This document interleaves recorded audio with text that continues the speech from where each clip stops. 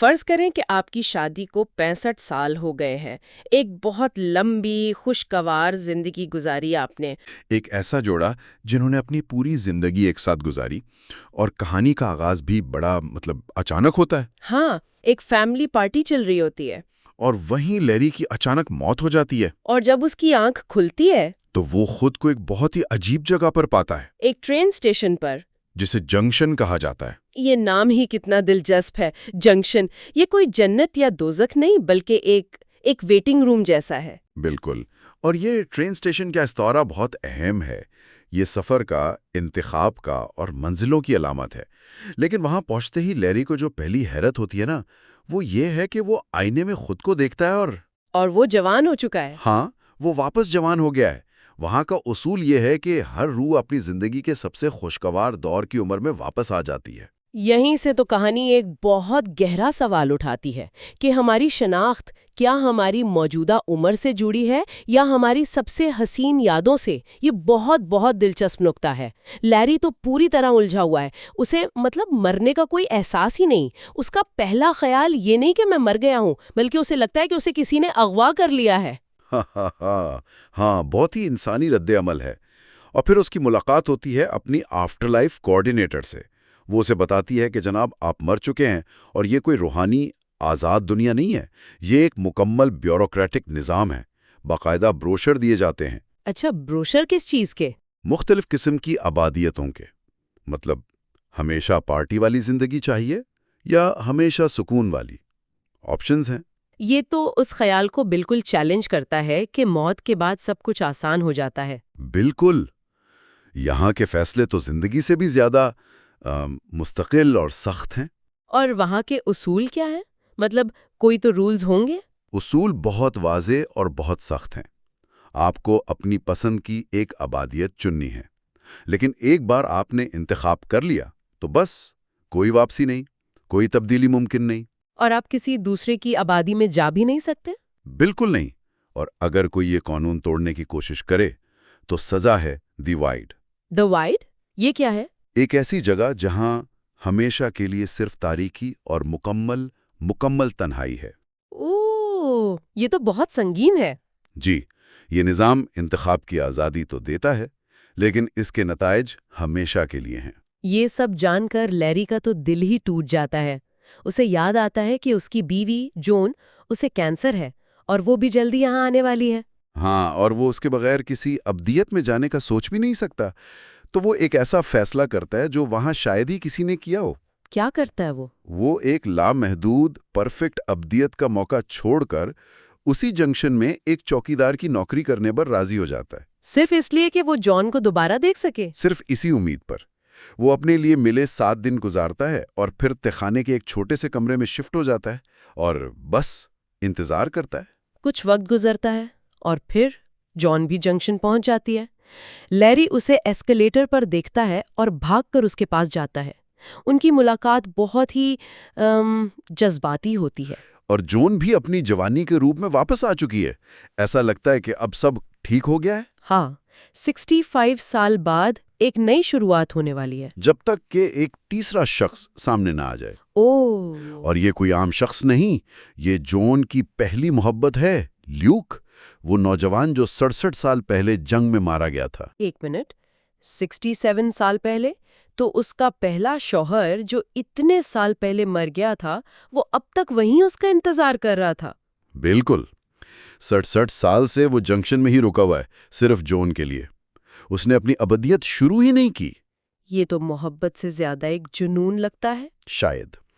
تو اب جون ایک بہت ہی مشکل دوراہے پہ کھڑی ہے۔ ایک طرف لیری ہے، جس کے ساتھ 65 سال کی ایک جیتی جاگتی حقیقی زندگی ہے، بچے ہیں، یادیں ہیں، مشکلات ہیں۔ اور دوسری طرف لیوک ہے، پہلی محبت کا وہ پاکیزہ، وہ ادھورا رشتہ جو وقت کے ساتھ ایک حسین یاد بن چکا ہے۔ جون پر اتنا شدید دباؤ پڑتا ہے کہ اسے پینک اٹیک آ جاتا ہے۔ یہ تو واقعی ایک ناممکن انتخاب ہے۔ ایک طرف وہ زندگی ہے جو اس نے جی، اور دوسری طرف وہ زندگی جو وہ جی سکتی تھی۔ بالکل، جون اس ذہنی دباؤ سے بالکل ٹوٹ جاتی ہے، اور لیری اور لیوک کے درمیان بھی تناؤ بڑھتا جا رہا ہے۔ تو اس صورتحال کا حل کیسے نکلتا ہے؟ وہاں کے جو کوارڈینیٹرز ہیں وہ صورتحال کی نزاکت کو دیکھتے ہوئے ایک غیر معمولی قدم اٹھاتے ہیں۔ وہ جون کو ایک موقع دیتے ہیں، ایک دن دونوں شوہروں کے ساتھ ان کی منتخب کردہ ابدیت میں گزارنے کا۔ ایک طرح کی ٹیسٹ ڈرائیو؟ ہاں بالکل، تاکہ وہ فیصلہ کر سکے۔ تو پہلے جون لیوک کے ساتھ جاتی ہے؟ جی، اور وہ اسے ایک خوابوں کی دنیا میں لے جاتا ہے، ایک خوبصورت پہاڑی علاقہ، صاف آسمان، ہر طرف ہریالی، اور وہاں وہ آرکائیوز نامی ایک جگہ پر جاتے ہیں، ایک ایسی عمارت جہاں کوئی بھی روح اپنی زندگی کی تمام یادیں دوبارہ دیکھ اور جی سکتی ہے۔ واہ! اور یہ صرف دو جگہوں کا انتخاب نہیں ہے، یہ دو فلسفوں کا ٹکراؤ ہے۔ لیوک کی ابدیت یادداشت کی پاکیزگی کی نمائندگی کرتی ہے، ایک پرفیکٹ فلم جسے بار بار دیکھا جا سکے۔ تو وہ اپنی پرانی یادیں دیکھتے ہیں؟ ہاں، اپنی پہلی ملاقات سے لے کر آخری الوداع تک کی بہت پرجوش معصوم محبت۔ لیکن اس پرفیکٹ دنیا میں کوئی تو مسئلہ آیا ہوگا؟ بالکل، ایک دراڑ پڑتی ہے جب یادوں کا سلسلہ آگے بڑھتا ہے اور لوک یہ دیکھتا ہے کہ لیری جان کو پرپوز کر رہا ہے۔ تو اس سے برداشت نہیں ہوتا؟ اس سے بالکل برداشت نہیں ہوتا، وہ غصے میں آرکائیو سے باہر نکل جاتا ہے۔ یہ بہت کچھ ظاہر کرتا ہے اس کے بارے میں۔ جی، یہ ظاہر کرتا ہے کہ وہ اس تصور سے ہی باہر نہیں نکل پایا کہ جان کی زندگی اس کے بغیر بھی آگے بڑھی۔ وہ 67 سال سے اسی ایک لمحے میں قید ہے۔ اچھا، اور اگلے دن جان کی باری لیری کے ساتھ ہے، وہ اسے کہاں لے کر جاتا ہے؟ اسے ایک بالکل مختلف جگہ لے جاتا ہے، ایک پرہجوم شور والا ساحل سمندر۔ یہ تو بالکل الٹ ہے۔ اور یہی نقطہ ہے، یہ ان کی حقیقی زندگی کی عکاسی ہے، جو ہمیشہ لوگوں، بچوں اور ہنگاموں سے بھری رہی۔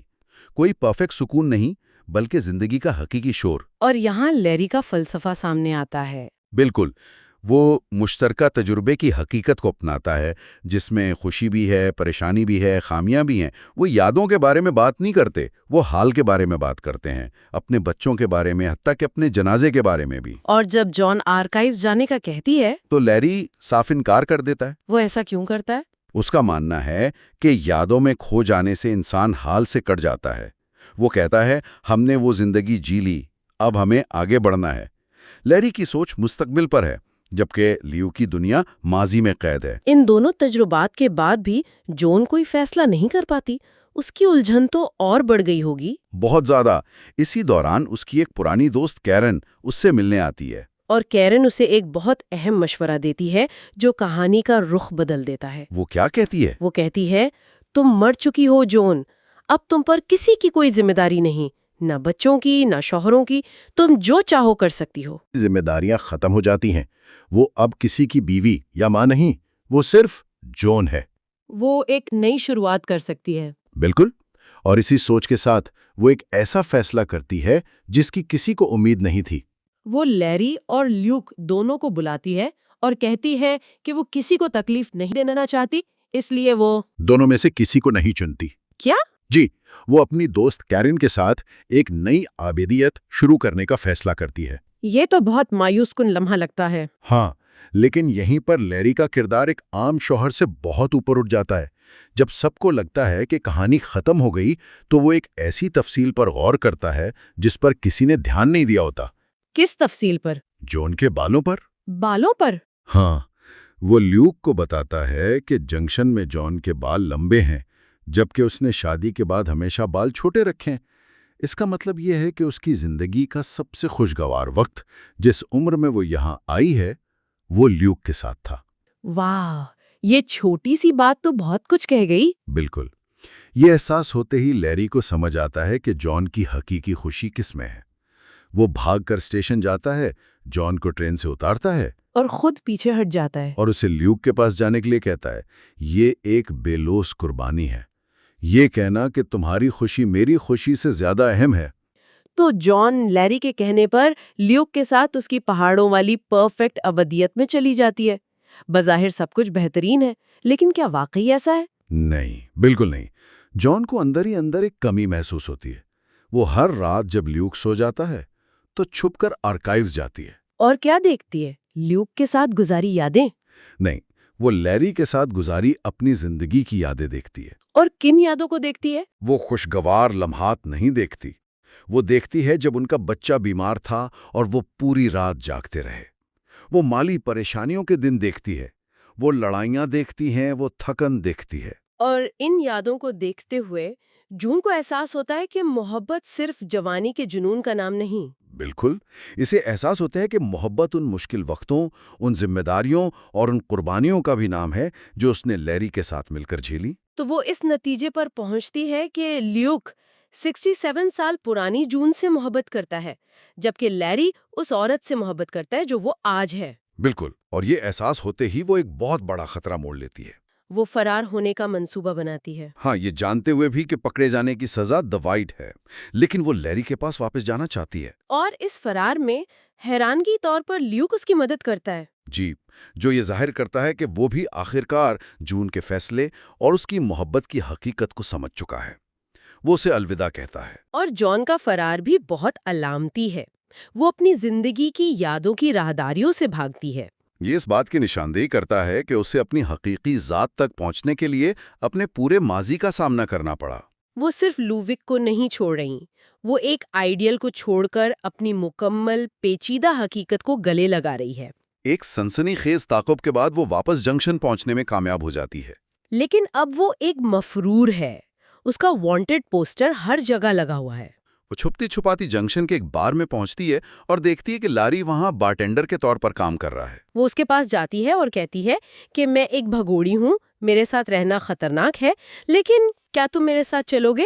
اور لیری بغیر کوئی سوال کیے، بغیر ایک لمحہ سوچے اپنا ایپرن اتارتا ہے اور اس کے ساتھ جانے کے لیے تیار ہو جاتا ہے۔ ان کا رشتہ سوالات پر نہیں بلکہ مکمل اعتماد پر مبنی ہے۔ بالکل، آخر میں وہ دونوں ہاتھ میں ہاتھ ڈالے ایک نئی ابدیت میں چلے جاتے ہیں، جو کوئی خوابوں کی دنیا نہیں بلکہ بالکل ان کے پرانے محلے جیسی نظر آتی ہے۔ وہی گھر، وہی گلیاں، جہاں انہوں نے اپنی پوری زندگی ایک ساتھ گزاری تھی۔ تو یہ کہانی جو شروع میں ایک سادہ سی محبت کی تکون لگ رہی تھی، دراصل محبت، یادداشت اور وابستگی پر ایک بہت گہری بحث بن کر ابھرتی ہے۔ بالکل، یہ کہانی بتاتی ہے کہ سچی محبت شاید پرفیکٹ لمحات کو دہرانے کا نام نہیں، بلکہ نامکمل لمحوں کو ایک ساتھ مکمل کرنے کا نام ہے۔